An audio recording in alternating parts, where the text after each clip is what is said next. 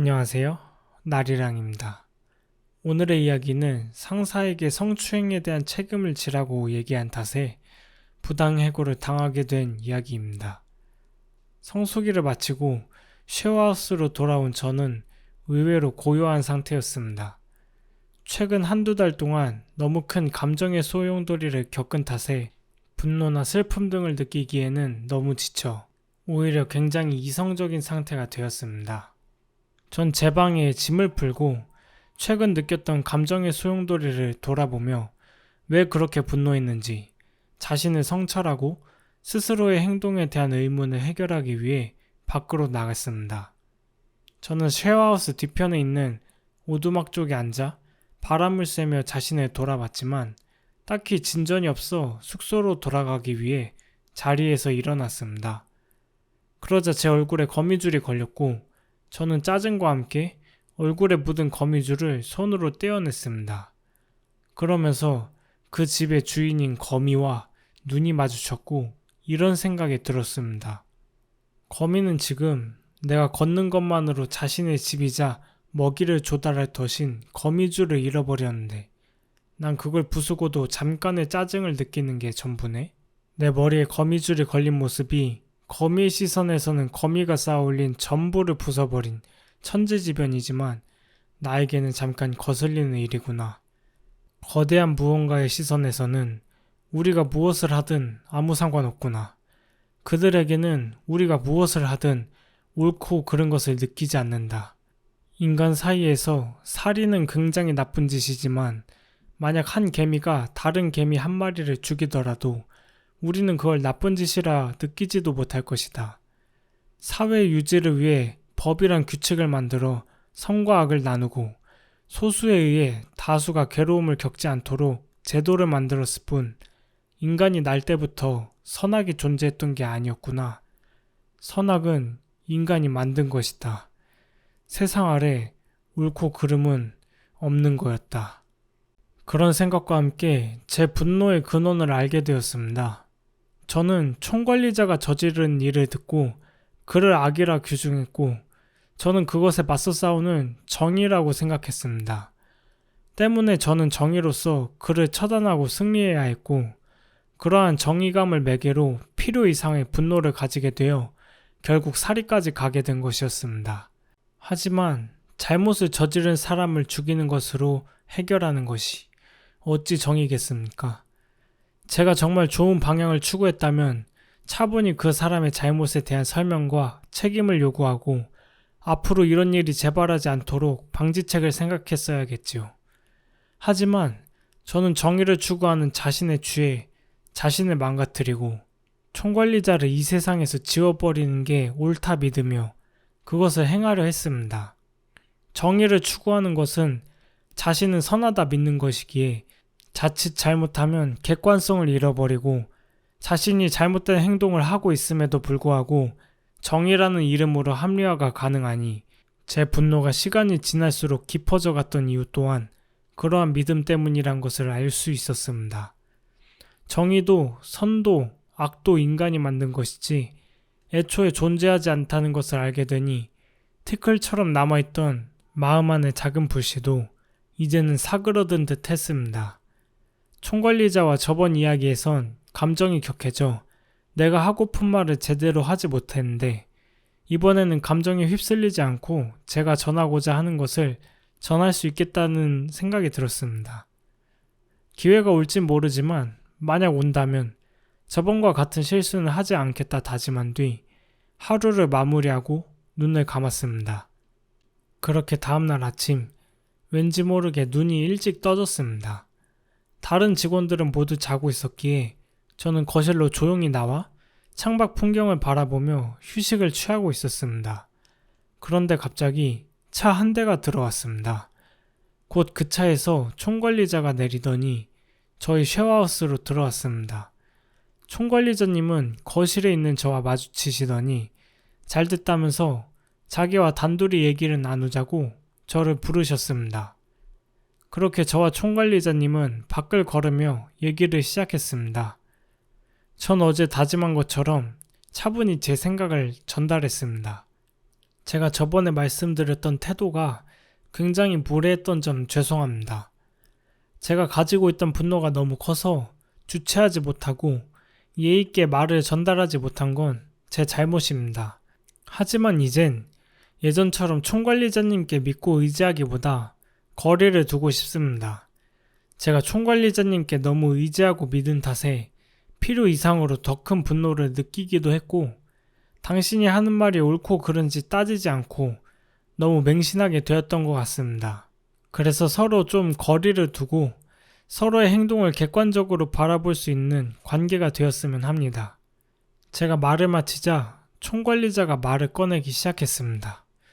넌 나한테 상명하복해야 돼. 근데 이런 태도를 가지면 넌 여기서 계속 일할 수 없어. 내가 저번에 말한 대로 여행을 떠나.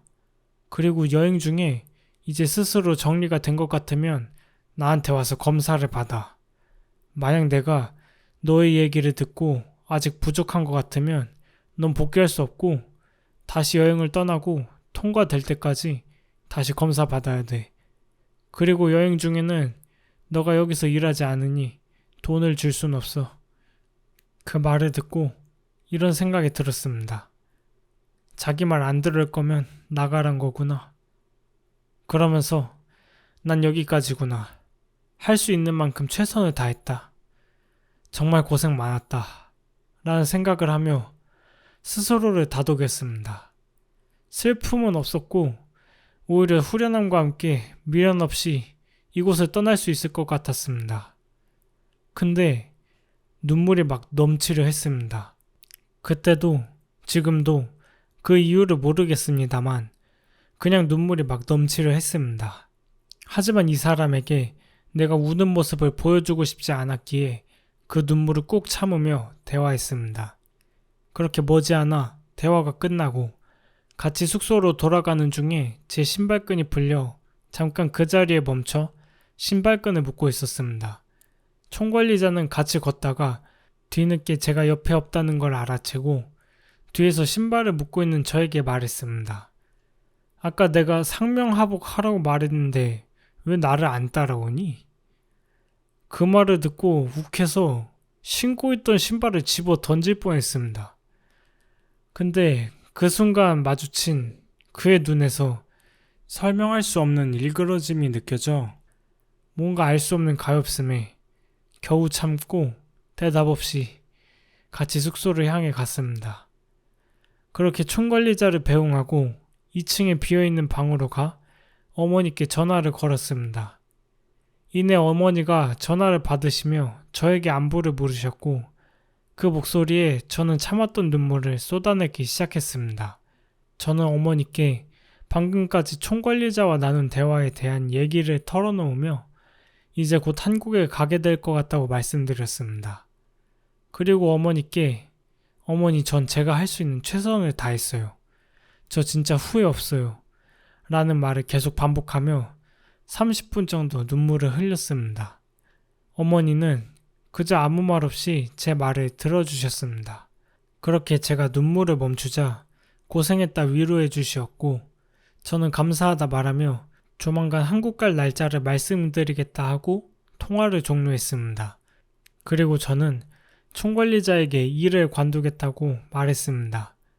총관리자는 그 말을 듣고 관두는 게 참 안타깝지만 알겠다고 했습니다. 저는 관두는 김에 일주일 뒤쯤에 어차피 직원들 모두 10일 정도 휴가를 가지니 그 기간 동안 같이 여행하고 바로 한국으로 가는 것으로 계획을 짰습니다. 그러던 어느 날 갑자기 총관리자가 저한테 따로 찾아와 얘기를 하자 하셨습니다. 이제 와서 무슨 얘기를 하나 싶었지만 뭔 얘기를 할지 궁금하여 거절하지 않았습니다.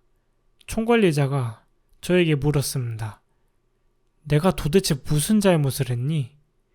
이 말을 하는 그를 보는데 정말 모르는 듯한 얼굴을 하는 걸 보고 좀 놀랐습니다.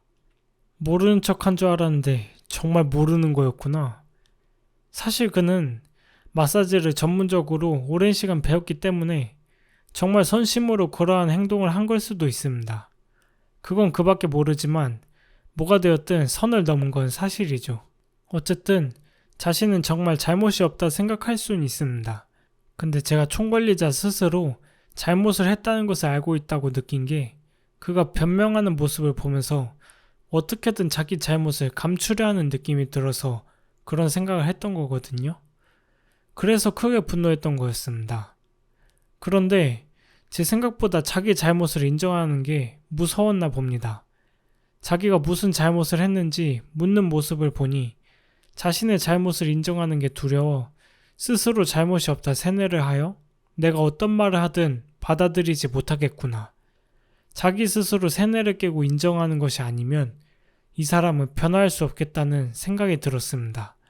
그래서 이 말만 했습니다. 워킹홀리데이 직원들, 약자 아닙니다.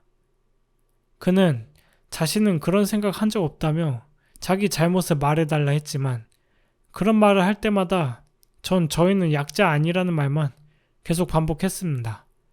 총관리자는 더 대화해봤자 자기가 원하는 답을 얻을 수 없다는 것을 깨달았는지 알겠다며 자리를 떠났습니다. 그것을 마지막으로 별다른 해프닝 없이 여행 전날에 맞이했습니다. 저는 이제 이곳을 떠날 때가 되었다는 것을 실감하며 한국으로 돌아가기 위한 짐을 싸고 있었습니다.